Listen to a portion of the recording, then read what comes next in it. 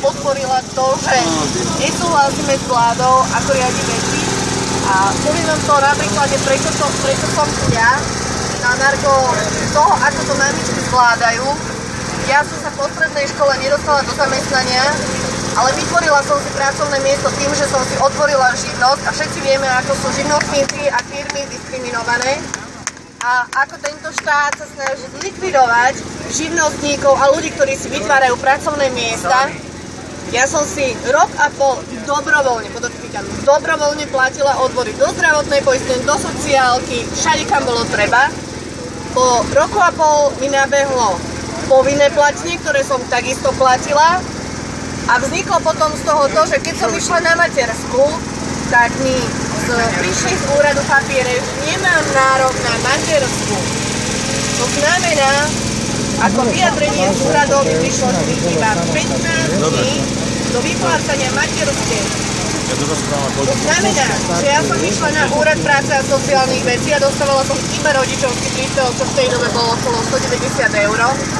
Bola som v podstate vtedy ešte nie samoživiteľka, ale v súčasnej dobe som už samoživiteľka do detí. Ale smiešných 15 dní a preto som nedostala matersku. A vtedy bola vlastne v tom čase ešte ministerka Tomanová. Písali sme listy, aby sme sa domohli nejakej spravodlivosti.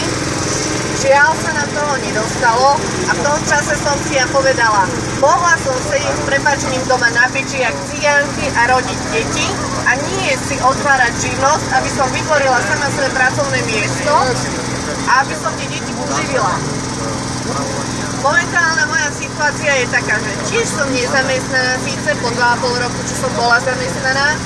Síce mám otvorenú SROčku, čo mi je platné, pretože teraz najnovšie zákony sú, že aj keď SROčka nie je aktívna, musí platiť 1000 € daň, čo je absolútne nezmysel, pretože v súčasnej dobe uživiť SROčku a mať niekoľko 1000 € je veľmi smiešné. V konečnom dôsledku nás to doplatia len tí, čo sa snažia uživiť svoju rodinu prostredníctvom SROčky alebo firmy. A to znamená, že tí, čo by chceli vlastne dopadnúť, že aby neboli podvodníci v SROčkách a neprepierali cez SROčky peniaze, tým je absolútne jedno. Tým 1000 € absolútne nič nehovoria, oni ich zaplatia.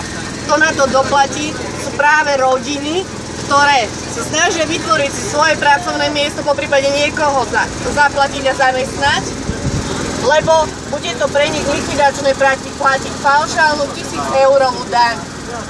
A ja ako samoživiteľka 2 malých detí, 4-ročnej a 6-ročnej dcéry,